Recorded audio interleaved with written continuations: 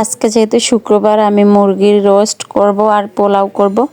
তো এখানে মুরগির একটা রাঁধুনি মশলা নিয়ে নিছি, যেহেতু রোস্ট করব রোস্টের মশলা নিয়ে নিছি। সাথে টক দই দিয়ে আমি মশলাটা ফেটিয়ে ভালোভাবে রেখে দিচ্ছি। আর এখানে হচ্ছে সোনালী মুরগি আজকে রোস্ট করব। তো একটা মুরগিকে আমি 4 পিস করে নিছি। তো এগুলো আমি এখন রোস্ট করবো। এখানে আদা রসুন দিয়ে আমি অনেকক্ষণ ম্যারিনেট করে রেখে দিয়েছিলাম আর কি, লবণ দিয়া।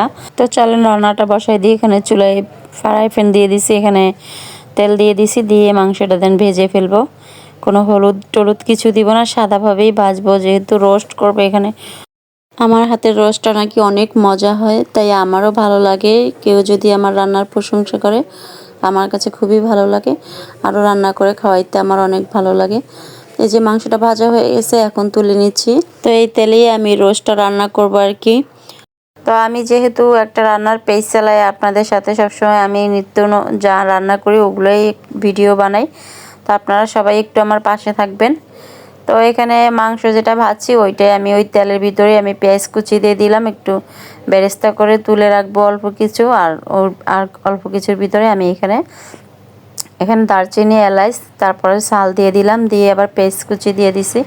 পেঁয়াজ কুচি দিয়ে আমি একটু হালকা লাল করে নিয়েছি, নিয়ে এখানে আদা বাটা অল্প একটু, রসুন বাটা পরিমাণ মতো যতটুকু লাগবে অতটুকু দিয়েছি আর কি, যে যার পরিমাণ মতো দিবে ব্যবহার করবে।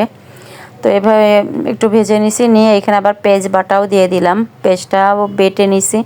এগুলো দিলে ঝোলটা একটু ঘন হয়। তো এই রোস্টের ঝোলটা ঘন হয়, খেতেও ভালো লাগে। তো আমি পেঁয়াজটাও একটু হালকা ভেজে নিচ্ছি। এভাবে করে একটু একটু করে মশলা দিয়ে সব মশলাটাই ভালোভাবে ভেজে নিতে হবে।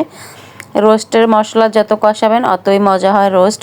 তো এখানে আমি গুঁড়া মরিচ দিয়ে দিচ্ছি 2 চামচ, একটু ঝাল ঝাল করব, হালকা ঝাল মিষ্টি এভাবে থাকবে। এভাবে রান্না করবো। এই যে মশলাটা ম্যারিনেট করে রেখে দিয়েছিলাম, ওই মশলাটা পুরোটা দিয়ে দিলাম। তো এখন এখানে মশলাটা দিয়ে ভালোভাবে আবার মশলাটা কষাবো। একটু পানিও দিয়ে দিলাম বাটিটা ধুইয়া। আর এখানে একটু টমেটো সস দিয়ে দিছি, যেহেতু বাসায় সস নাই। তো 2টা সস আনছিলাম, ওই সস 2টা দিয়ে দিছি। তো আমার মশলাটা ভালোভাবে কষানো হয়েছে। তো এখন আমি মাংসগুলো ঢাইলা দিতেছি। মাংসগুলো ঢাইলা দিয়ে একটু ভালোভাবে একটু নিভু জাল দিয়ে তারপর কষাইতে হবে। তো এই যে কষানো হয়ে গেছে, এখন একটু নাড়াচাড়া দিয়ে দিচ্ছি। রোস্টটা খেতে কিন্তু অনেক মজা হয়েছিল। এখানে আবার কিছুটা পেঁয়াজ বেরেস্তাও দিয়ে দিছি।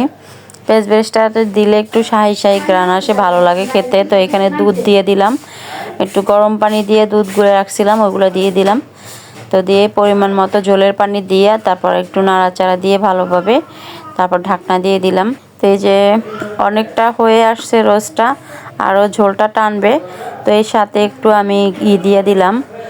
তো ঘি দিলে খেতে খুবই মজা হয়, উপরে একটা সেন্ট হয়, খুবই ভালো লাগে। এখানে আবার কিছুটা পেঁয়াজ বেরেস্তা দিয়ে দিলাম।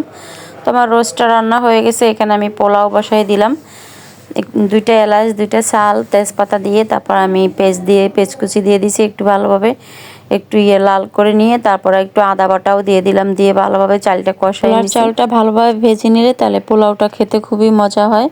আমার রান্না বান্না শেষ। সবাই ভালো থাকবেন, সুস্থ থাকবেন।